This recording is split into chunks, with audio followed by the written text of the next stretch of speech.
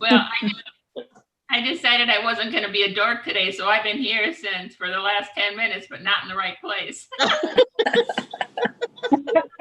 brother. Just one of It's them. okay. How are you feeling, Sharon? I'm doing great. I'm amazed, but no pain. That's Took up my, Is it a laser? Was it a laser procedure? yes. Oh, Yes. okay. Because I had my one leg done some years ago. It was a surgical procedure, and I'd had 60 stitches in that leg. And I Oh, was down for the count for a while. yeah. Well, that sounds wonderful. Took my last pain pill at 3:00 this morning and haven't taken one since. Oh my gosh, that's great. Yes, I thought so too. Yeah, I bet. Mine did come back though. Did it? Yeah. I went back to the doctor after a year, and because he was going to do the second leg, and he said, "Are you doing everything I told you to do?" And I says, "Every single thing." And he says, "Well, your leg looks like it did a year ago." Oh no. And I said, "Yeah, I know." Want to do the other leg? And I says, "What would you tell your mom?" He says, "I tell her, skip it." He says, "Because it's heredity with you." So, so my legs look like road maps. That's okay. They still work. Hi, Pam. Oh, she can't hear us yet. I don't see her yet. I see her. I see her, but I don't hear her. It still says connecting to audio. Yeah. Okay, I think I'm There good now. she is. There she is. There you are. Hello. My computer is weird. I have to call in. Bummer. So we just have Greg. Yeah, I just texted him to see. And Wendy's incognito. Yeah, I can't get my camera to work. Oh, And dear. I didn't want to fool around too much in case I lost audio, so whatever. Well, that's a shame because I dressed up real slick for you today. Oh, I can see you. Oh, no. I can see everybody. Sorry, ladies. I showered yesterday, not today. Oh, no. I actually left the house yesterday. Shocking. Well, do we want to get started? And then I'm sure Greg will join us when he's able. Sure. Okay, I Okay. think Kevin has to give a little Yep. preview, right, Kevin? Nope, you guys are good to go. Oh, okay. We don't have to do the little disclaimer this time? Nope. Perfect. Okay, Sharon, Okay. take it away. Call the meeting to order. I have 5:02. Roll call. Roll call. Armstrong, Here. Aiken, Here. Lorek, we'll see, Meyer, Here. Sagan, Here. and Ams. Here. Okay. Okay. Any public comment? No. Approval of minutes of May 14th, 2020. So can I interrupt real quick, Sharon? Sure. Something that it was recommended is that even though we're all on video, that when we speak, we should say, like when we're having a discussion, we should say our name. Okay. I don't think we have to do it while we're going through the agenda, but just for the discussion. All right. Gotcha. Thank you. Sorry, go back to what you're doing. Okay. Would someone like to, or any questions, comments? If not, I need a motion to approve the minutes. Sagan so moved. Taken second. All in favor? Aye. Aye. Aye. Opposed? Motion carried.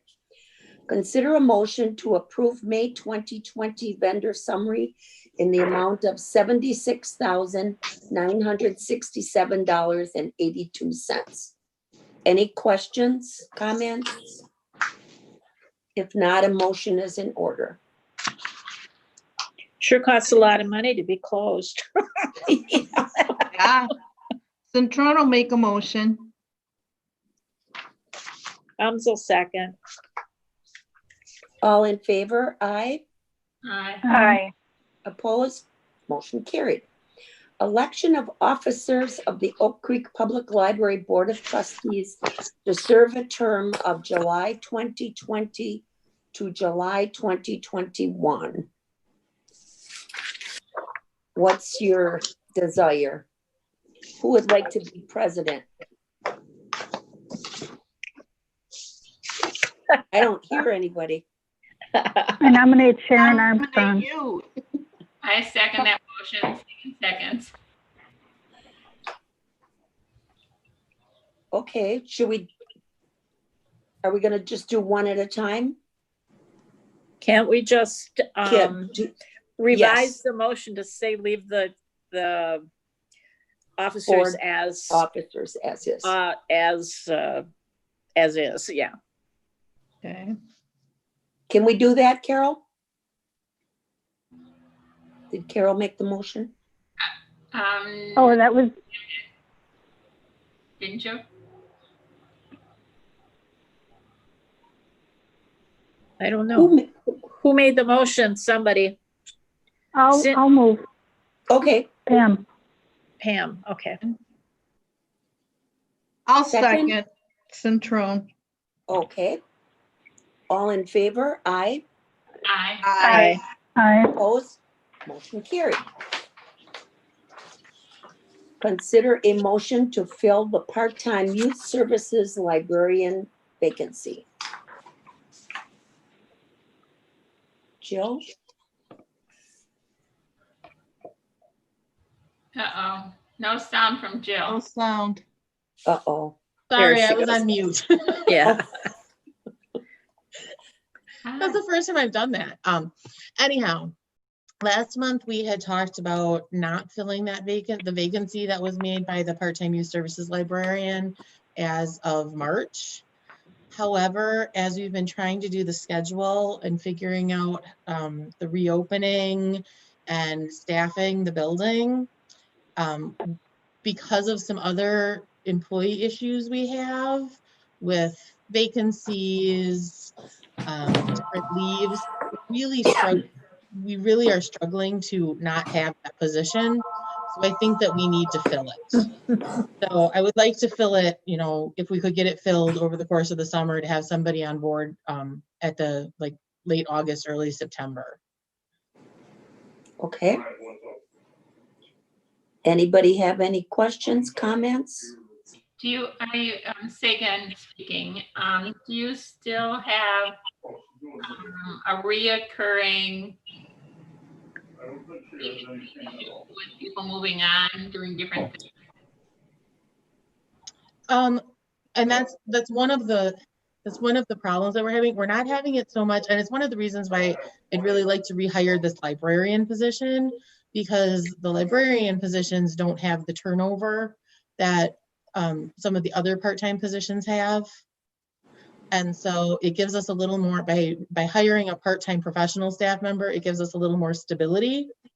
And it also provides us with a person who is more a jack of all trades, or a Jill of all trades, as the case may be, that can help in a variety of different departments when we do have staffing shortages.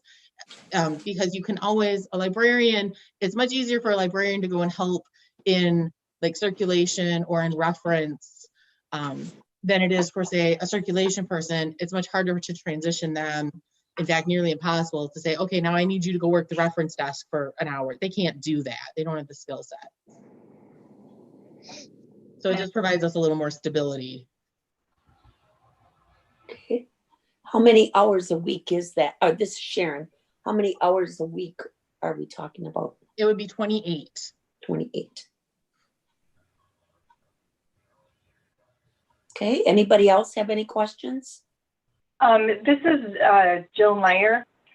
So filling this position will, because I think we had decided, or you had recommended that we not fill it because, you know, we're trying to cut the budget a little bit. Will we be required to cut somewhere else? Or do you feel with some of these other vacancies and things that, you know, you'll be fine without having to make further cuts? It all really depends on what the 2021 budget looks like. I'm comfortable with, because we've been closed, we've had staff that have not been working their whole hours. If we wait until the end of summer to fill this position, the money, I'm pretty confident that without having to make further cuts, we can still manage for 2020. 2021, again, that's totally up in the air at this juncture. I haven't heard what 2021 will bring, and frankly, I don't know that anyone really has an idea, but I've been thinking about it, and I do have some ideas in the back of my head of different opportunities that we could, and different options that we may have should we have to make cuts in 2021. Okay, thanks. This is Pam. Do you have anybody in mind for the position, or is this a new search? It would be a new search.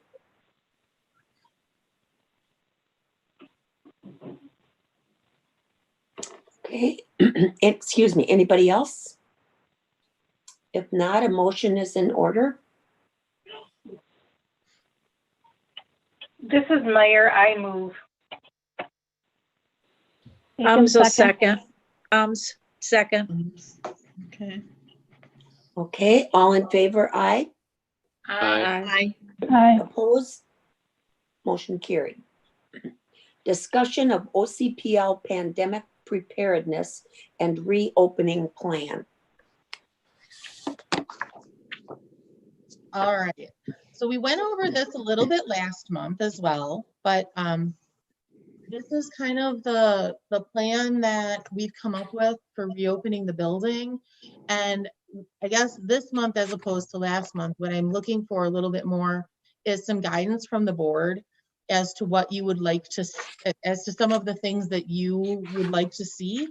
I've been working with the staff to come up with a couple of different options, especially as it comes to what services we're providing, and especially our hours if we reopen, as well as the date that we reopen. So those are kind of the three things that I'm hoping that the board can give us some guidance on. So I'm going to kind of jump around a little bit, so feel free to interrupt me with questions.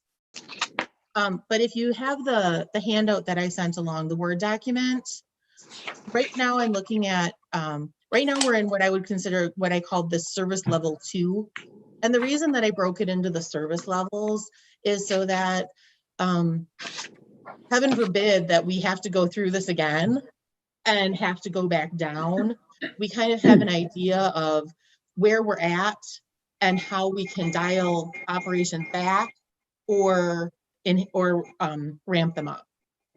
So right now we're in service level, what I would consider service level 2, which is that the building's closed to the public, but we're trying to provide as many services as we can without letting anyone into the building. So service level 3 is actually opening the building up and letting people come in mainly to browse. So there's a couple of different options there of how to let them browse. So the first one is, and if I can just talk about all the different options I'm laying out for you, and then we can have the discussion, I think that would be easier than do it piecemeal. So the first one is to just expand curbside delivery, moving it into the building. So as of Monday, the MCFLS turned the request button back on for County Cat. So patrons can now place their own holds again, and delivery is back up and running in the system. So what we're doing with curbside right now is actually, besides pulling books for patrons who call or put in a curbside request, we're also pulling, when they get a hold, they can just come and call us and we'll bring their hold out to them. So this would allow people to come in, grab their holds, and check them out. But we would still, all of the toys would stay put away in the kids department. And again, this is where the options come. So option 1 is that we basically bring down some browsing books and we make what I'll call the library lobby area. So by the circulation desk, probably about to the book nook, make that like a little browsing area that people could come. If they want a book that we have on the shelf, a staff member could go and retrieve it for them. But basically you come in, you get your books, you leave. Option 2 would be that we open up the whole building to browsing, but we still keep the computers, the study rooms, and the children's department basically either closed, or definitely keep the computers in the study rooms closed, but and then keep the children's department either closed or keep it unstaffed. And then option 3 is that we reopen all the service desks, but we would move the children's desk from where it currently sits into one of the tutor rooms, which would allow us to give the staff a little more protection by putting a plexiglass barrier up. And then we would allow study rooms and computers to be used, but they wouldn't, they would be severely limited. So those are kind of the options for opening the building up to the public. And again, they don't have to be we can pick and choose pieces from the 3 different options as well. And then based on what we choose for that has a lot to do with how we open the building. So right now we're offering curbside from 10 a.m. to 6 p.m. Monday through Friday, and 10 a.m. to 2 p.m. on Saturday. And my recommendation is that for the time being, we keep those hours where they're at. Again, a lot of that has to do with staffing. As you may or may not know, we still have several staff that have been redeployed to the health department. I also have several staff that are not available due to different leave requests.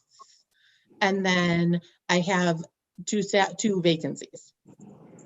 So to go back to our full staff is, honestly, we cannot staff the building to our full hours, especially if we're going to open all 3 service desks. So my recommendation would be to open the access, to keep the limited hours, to open the access services, so the first floor circ desk and the second floor reference desk, but still provide basically browsing only, and allow people to have very limited computer and study room usage. So it would be limited to an hour a day per person to use either the computers or the study rooms. The computers would be cut in half, which is what we had done before we closed, to provide more space. The study rooms would be limited to 1 person in the study room at a time.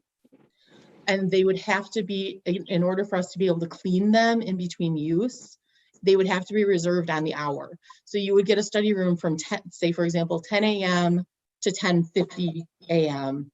That would give the staff 10 minutes to go in and clean it all, and then the next person could come in at 11.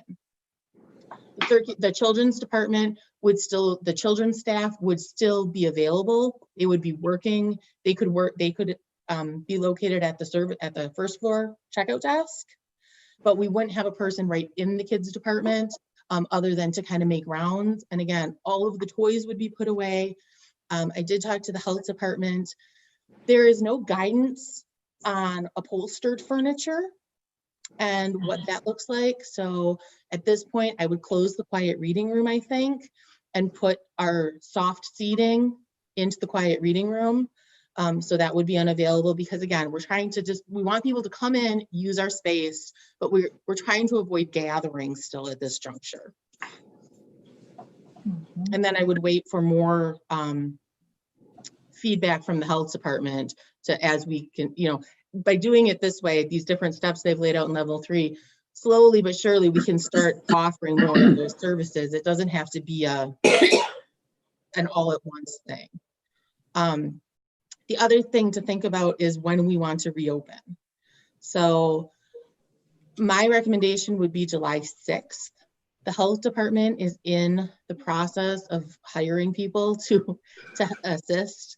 The earliest that they could get anyone on board is July 6th.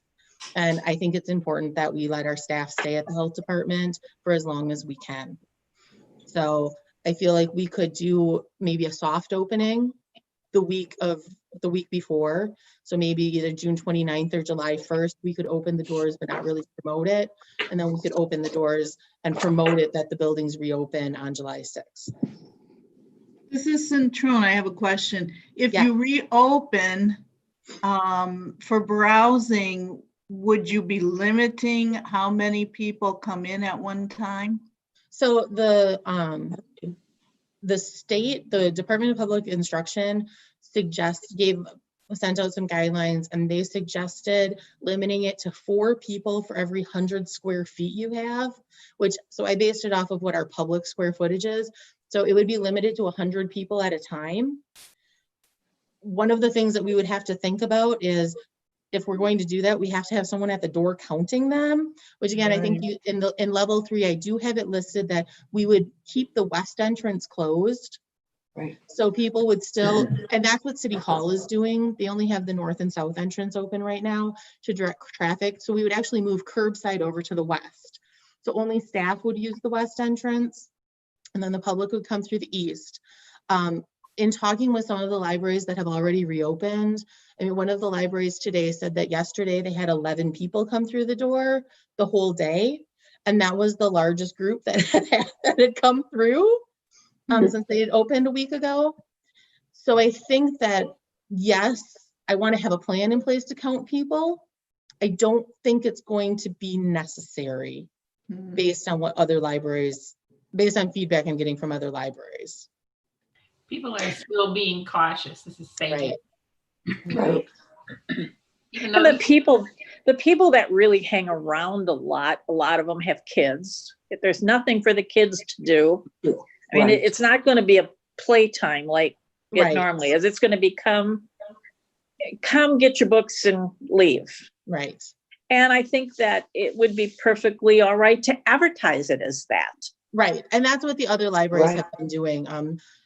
The 4 North Shore libraries, so Brown Deer, Shorewood, Whitefish Bay, and North Shore, are reopening. They all agreed, they're working together. They're reopening June 15th. And they put out a really nice press release that kind of lays out, we want you, we're excited to have you come back into the building and grab your materials, but right now that's what you can do. And we're keeping here's the things that we're not doing for your safety. And as things happen, we'll make more. Are we allowed to make masks mandatory? I don't think we should, just Okay. because City Hall is not requiring Oh, masks. okay. One of the things that I am going to require for my staff is that in public areas, I think that we should require the staff in public areas to wear a mask to set a good example. Right. But I don't think that we can strongly encourage. In fact, there's currently signs on the doors of City Hall, which would be the doors that the people would use to come in, that strongly encourage the use of masks. But I don't think we can require it. I think that we'll get a lot of pushback, especially since City Hall isn't requiring it. Okay. I mean, the news today on this COVID-19 is not good. So are we jumping the gun here and we're going to end up back where we started? That's the only thing that bothers me. This is Armstrong. I agree with Karen. I feel that way too. I think we should wait and open on July 6th rather than open 1 week ahead and not really advertise it. That would be my suggestion. At least that gives us a little more time. Another question I have is, Jill, creating a browsing collection, if you were to move it to the first floor, isn't that a lot of extra work for the staff? It's a lot of extra work. And the other thing that we're doing is we're suddenly putting all of the people that are browsing in a confined space. Yes. So I do think it's better to let them go and browse the whole building. The other thing that I should say about the hours being limited, which I'm sorry I forgot to mention, is by closing the building to the public at 6, we would then use and not opening till 10, we could use the hours, especially from 6 to 8, because that's when our shelvers work, and they're school-age kids, and so they don't have as much flexibility. They don't have a lot of flexibility in their schedule. They chose this job because this is when we hire them. Right. And so they will shelve while we are closed. So there won't be staff out in the stacks shelving while people are looking, which I think will also cut down on help with the social distancing and Good. This is, And I think it's a good idea that you have the staff wear masks in the public areas. It shows that we're concerned and we care about it. That's all I have. I'm sorry. This is Sagan. I agree with the masks of the staff because it also protects them in the situation as well as the patrons. And I like the consistent hours as opposed to the other options that you have, because that's just too confusing with too many options with the others that you had. If you just keep it from the 10 to 6 or whatever it is, and then on Saturday, that will be easier for all of you who will just get it.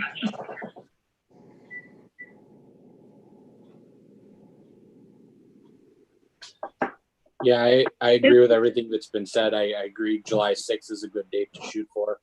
I would push for opening everything except the kids section. If people know and it's advertised that we're only open to come grab books and leave, I mean, there's no places for them to sit. I think people will be a lot quicker and maybe get in and out right away then. yeah. And I do agree that people should be able to go up there and grab what they need. It already sounds like you're in talks with the health department. So I would think that they would give any guidance if they don't agree with any of this stuff. And I said it at council as well. I said, I mean, they're the professionals. I'm going to take the lead from whatever the health department is suggesting. So, I mean, I trust what they're allowing you to do. Yeah, I do have one question. Is the health department okay with losing all of the library support staff on the 6th, or do they want to stagger that a little bit so they're not left with all trainees right off the bat? Well, and I'm going to talk to the public health officer about this tomorrow based on this meeting, but it sounds like she's hopeful that she'll be able to get people on board. But one of the things that I would like, that I'm hoping to tell her is that we are going to need our staff back because we have to staff the desks. However, if she has holes or if she has a need, we're still available. Those 3 people are still available because it's something that they've been doing for a long time. And, if that means, I mean, I've already told my management team, that might mean that the 4 of us are down working the public service desks for a day, a week, I mean, that's just the way it's going to be, because I think it's really important. I mean, we're a department within the city, and I think it's really important that we be able to help where we can. Yeah. I'm sorry. Go ahead, Pam. No? Oh, I was done. Oh, okay. Armstrong. Jill, you may not have the answer for this, but I'm just wondering, is there any chance that any of those 3 people might go to the health department? I honestly don't know. Okay. I don't have any idea about that one. Okay. I just wondered because we can't afford to lose any more people. What does it pay? Because we're going to be coming back to work. Yeah. Has any of the staff voiced any concern with reopening? Are they concerned at all with public coming into the building? I haven't heard it from any of the staff. Again, I do have a couple of staff members that are dealing with issues with caring for people, or either because someone is ill or because of childcare closures. So that's where but those are the only staffing concerns that I've heard so far. In fact, most of the staff has been back in the building for helping with curbside for the last 2 weeks. And overall, they're pretty anxious to be back, frankly. Okay. Which is good. I mean, they're enjoying being back and having a little more normalcy. And I only bring it up because I work with the state as an inspector, and we made it clear to all the inspectors, if you're not comfortable, even though we're providing you with sanitizer, gloves, masks, if you're still not comfortable going out, let us know and we'll make accommodations. So I wouldn't want to force anybody to do something they're not comfortable with doing. And I have definitely said that in every communication I've had with the staff of, please reach out to me if you have any questions, concerns, comments. I need to know those, because I agree with you wholeheartedly. Whatever we can do to allay those.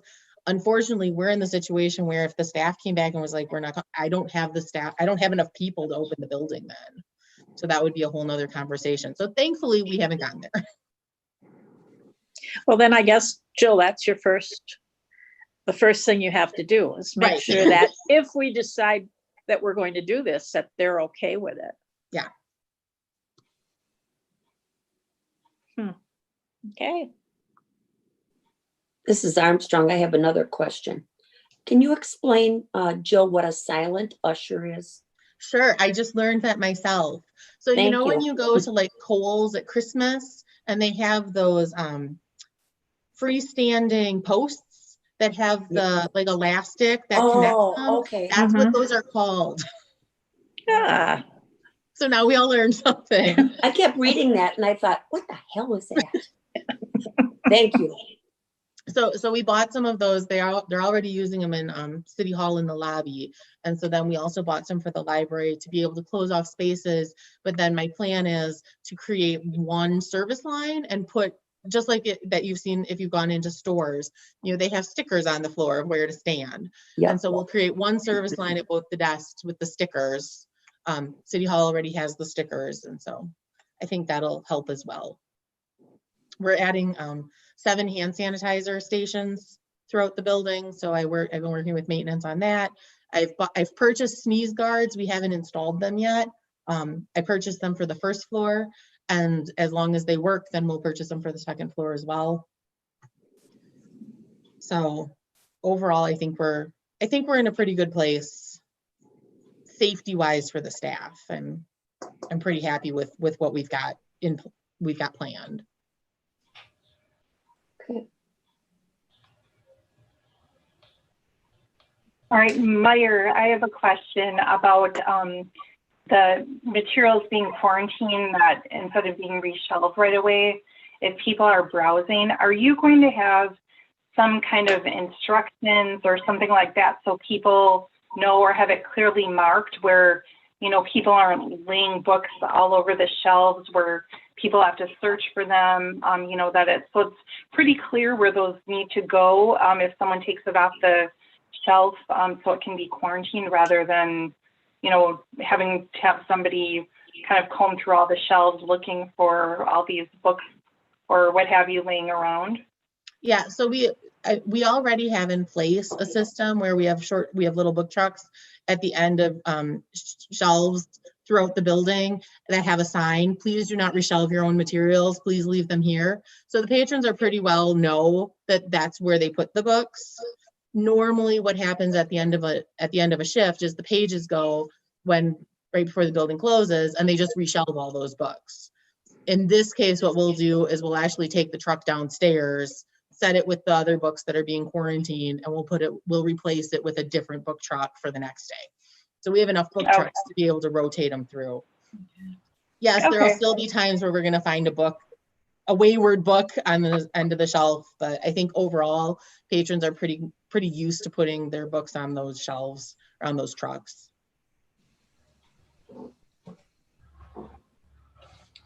And again, the plan is still, even though we do open the building, we're going to encourage people to put the books in the book drop. We're going to keep the sorter, the staff side, the patron side of the sorter turned off. I will put a bin out in the public space that people can just put their books in. And again, the point of that is that way is the cleanest way for us to know when the books were returned. Because as a system, we have all agreed that we will quarantine the books for 72 hours before we check them in or pass them on to another library. So every library in the system has already agreed to that. So that's one of the reasons that we have to do that. This is Jill, what then at this point, what do you need from us? I guess as long as, I don't think we don't need a formal motion, I don't think, but if I can just kind of, what I'm hearing from you is we open to the public on July 6th. We open for browsing only. We keep the kids department unstaffed. And And if it becomes an issue of people wanting to hang out in the kids department, perhaps we close it. One of the questions I have is, how do you feel about the computers in the study rooms?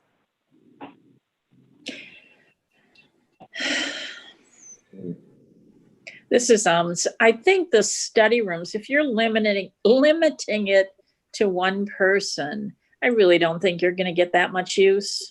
And Do I feel you? kind of the same way about the computers. I guess what Yeah. again, what I would think is that we start by allowing people to use them. And if it becomes an issue, we go back and close them and say, it's untenable. We Yeah, tried, we really tried, but at Sure. this juncture, it's untenable. So as Yeah. long as I kind of have that direction from you, I feel very comfortable moving forward and creating a plan. So okay, like Okay. I said, I just wanted to discuss it with you guys before we set anything in stone. okay, It sounds So I like, will continue like I have done in the past. As I send staff communications, I'll just include you guys in it so that you can see what's going to go out and what's happening. okay. And That's if you have good any by me. questions, absolutely let me know. sounds like you've done a thorough job of looking out for the health and safety of everyone, including your staff, and you put a lot of time into it. Well, thank you. And I have to admit, I have to say that I got a lot of help. I got a lot of help from the staff, and I got a lot of help from the other library directors in Mixlist too. We've all been kind of working together, figuring out what's going to work the best. Well, I don't know about you people, but the storm is hitting here. So if we lose contact, Yeah, it's hit here too. it's blowing, things are blowing all over out there. And our weather Funny, because I only radio live 2 miles east of you, and it hasn't hit here yet. our weather radio has been buzzing like crazy. Oh, it is. Thunderstorms coming. Okay. So let's Okay, move on. consider a motion to waive fines on Oak Creek items due between February 15th, 2020 and July 6th, 2020. So this again, these, if we want, we can just do the next 3 all kind of together and then make Okay. motions individually. Okay. So the waiving of the fines is really just because life's been crazy. And so I think it'll be easier. I think it's a goodwill gesture. Things are confusing for everyone. I don't think that we should be charging fines on materials that were overdue when the building wasn't even open. Right. So Okay. Good by me. Yep. And do you want to include the next motion as well, Jill? Sure. So that is basically, so in our patron behavior, or in our circulation policy, it says that that the fine threshold is $5 to check out items.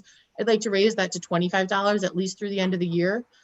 The whole point of that, honestly, is to mitigate cash handling Right. so that we can try to, cut down on the amount of cash that's being exchanged between the staff and the patrons. Okay. Any questions? No, If not, a motion is in order. I so move. I'll Meyer second. second. Okay, all in favor? Aye. Aye. Opposed? Motion carried. Consider a motion to approve the COVID-19 policy. So this is actually a policy that, again, several libraries, I just kind of borrowed it from them. And, I took what they've put in place and I tweaked it for Oak Creek's use. But it's basically an addendum to the patron behavior policy. It just is laying out what we can do, that we're going to wear face masks, that we're going to wash our hands, that we encourage you to wear a face mask. It talks about how, our staff isn't going to be able to lean over and help you if you have a question on a computer. We're going to do what we can to help you, but we have to maintain our 6 feet. It talks about reducing the capacity of the public computers. It talks about reducing the capacity of the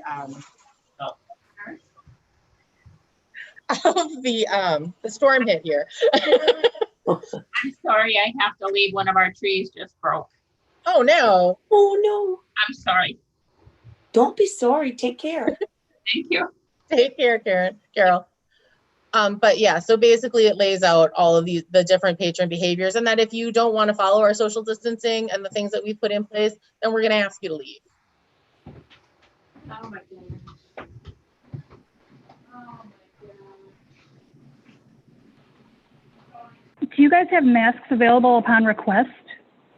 Right now, we don't, only because the masks are in short supply, so we don't have the masks for the patrons, but it is something that I've put on my list of things that I'm requesting from the health department and from the emergency operations center for the city, that it would be great if we could have some masks available. Okay. We just don't have them yet. But you have the sanitizer, or this Armstrong, sanitizers and stuff. Sanitizer.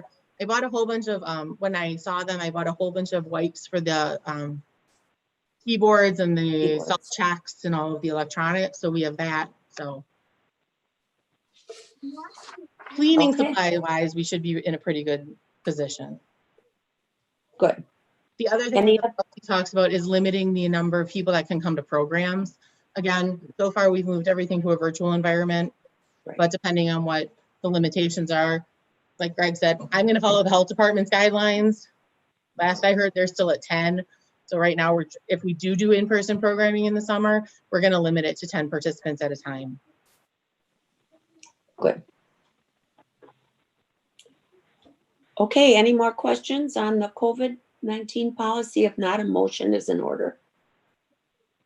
I'll move. Armstrong will second. All in favor? Aye. Aye. Aye. Opposed? Motion carried. Jill, you got the next informational and discussion items? So I'll be honest, there's not much. That's all right. We haven't been taking in any money. The budget is, again, on the flip side, we haven't been spending any money either. So, you know, it all, the budget revenues are pretty slim right now. Again, the staff is plugging along. They're doing a great job of being, I just want to say that they're doing a really great job of adapting. I don't know if you guys have gone to the Facebook page, but lately, but the kids department made a cute video about summer reading, and now today they put out a video about curbside pickup and about how that will help you pick out books. The monthly statistics I haven't filled out, or I haven't sent you, because again, there really aren't any. Right. And then for the monthly calendar, we have moved everything to that virtual environment. We did purchase it's called a Zoom webinar account. It's actually what we're using right now to have the meeting. In order to avoid, I don't know if you've heard the term Zoom bombing, but in order to avoid Zoom bombing, where people go in and can get into a program and do oftentimes inappropriate things, or sometimes just weird things, we are requiring everybody to register for all of our programs right now. So when you register, then you get a link of Okay, how hang on a minute. to get onto Hey, the I'm Zoom program. back. I'm Hi, back. Karen. Okay, So- gotcha. The power we had a strike and everything went out.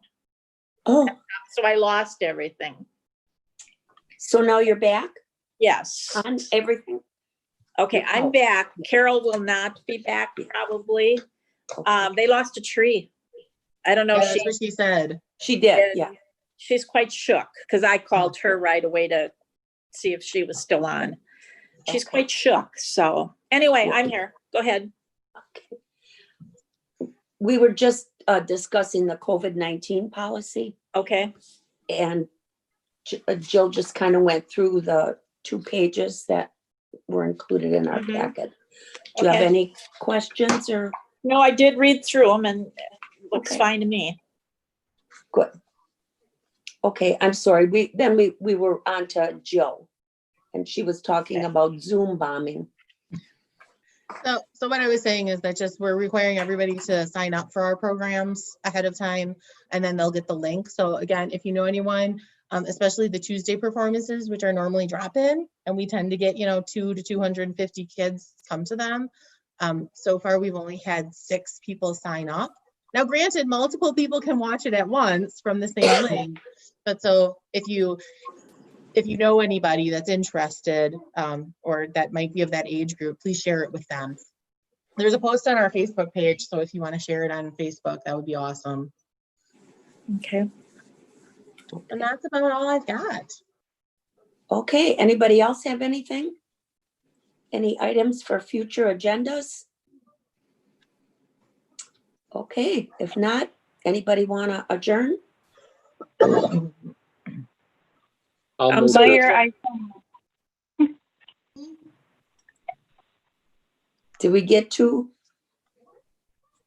I'll So second. Greg and who was it? Jill, I I missed think. it. Well, Jill and Greg. I think we both moved to adjourn at the same time, but Meyer will second. Okay. All in favor? Aye. Aye. Opposed? Aye. We're out of here. Okay. All right, Jill, have a has good it got- night, everyone. Jill, has it gotten to your Thank house you. yet? Yeah, it just got there right before you came back on. Okay. It was really something. It was Yeah. just, wow. But now there's blue sky behind it. Yeah. So Gee, it was just one big, Sharon, you didn't have it? we had wind and just a downpour. Okay. I mean, it's not even raining anymore.